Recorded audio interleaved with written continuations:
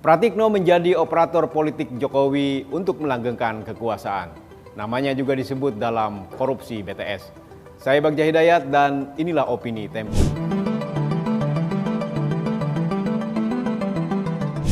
Menteri Sekretaris Negara Pratikno adalah perwujudan paling brutal dari peringatan Kanselir Jerman 1871-1890 Otto von Bismarck yang mengatakan bahwa politics ruins the character atau politik bisa merenggut karakter seseorang.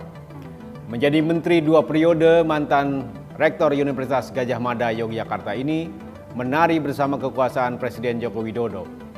Pratikno naik ke panggung kekuasaan setelah Jokowi terpilih dalam pemilihan umum 2014.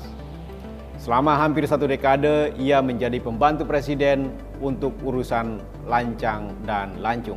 Pratikno sebenarnya punya prestasi akademik mengesankan. Ia guru besar dengan penghargaan dari berbagai universitas mancanegara.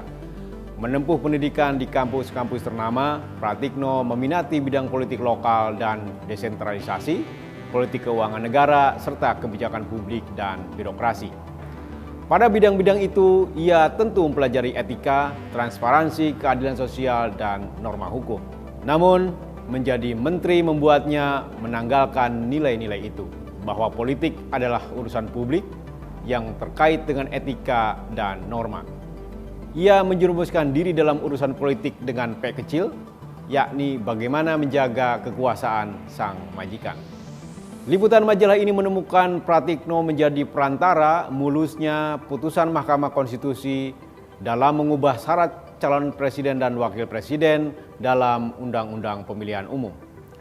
Pratikno diduga turut melobi Hakim Konstitusi sehingga anak Jokowi, Gibran Rakabuming Raka yang belum cukup umur bisa menjadi kandidat wakil presiden.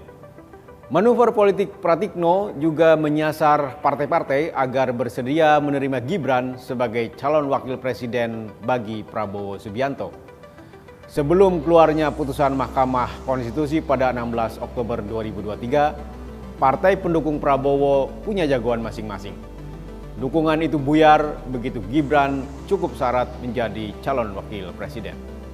Apa yang dilakukan Pratikno jelas melampaui kewenangannya sebagai Menteri Sekretaris Negara. Peraturan Presiden Nomor 31 Tahun 2020 tentang Kementerian Sekretariat Negara membatasi tugas dan fungsi Menteri Sekretaris Negara sebagai pembantu teknis Presiden dan Wakil Presiden dalam penyelenggaraan pemerintahan. Ada memang tugas melaksanakan fungsi lain yang diberikan Presiden dan Wakil Presiden, tapi itu pun dibatasi peraturan dan perundang-undangan.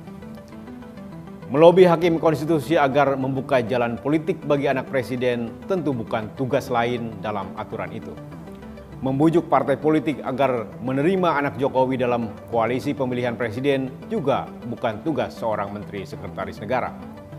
Lobi dan manuver politik adalah tugas para politikus dalam mengkomunikasikan kepentingan untuk orang banyak.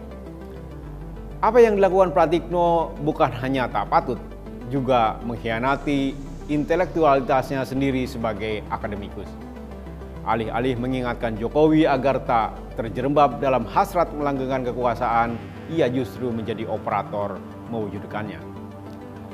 Jokowi dan Pratikno pun menjadi duet maut yang saling membutuhkan.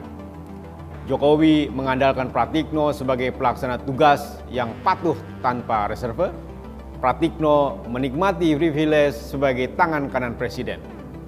Seperti banyak pembantu Jokowi lain, Pratikno kemudian terjerat dalam jalinan kepatuhan menjalankan tugas presiden, pragmatisme personal, dan kesempatan mempraktikkan korupsi, kolusi, dan nepotisme yang kian lama semakin tak terkontrol. Tak mengherankan jika nama Pratikno disebut dalam perkara korupsi pengadaan menara pemancar internet proyek di Kementerian Komunikasi dan Informatika.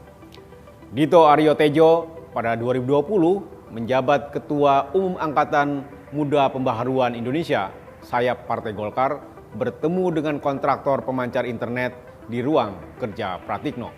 Dari keterangan di pengadilan, para terdakwa perkara ini mengaku memberikan 27 miliar untuk Dito yang kini menjabat Menteri Pemuda dan Olahraga agar menyetop pengusutan perkara ini di Kejaksaan Agung.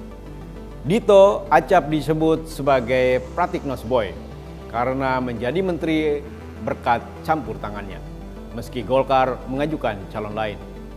Jika kemunculan nama Pratikno dalam kasus korupsi Base Transceiver Station atau BTS itu membuatnya tersangkut karena menjadi perantara para aktor proyek, ia menurunkan derajat dirinya dari seorang rektor menjadi sekadar operator.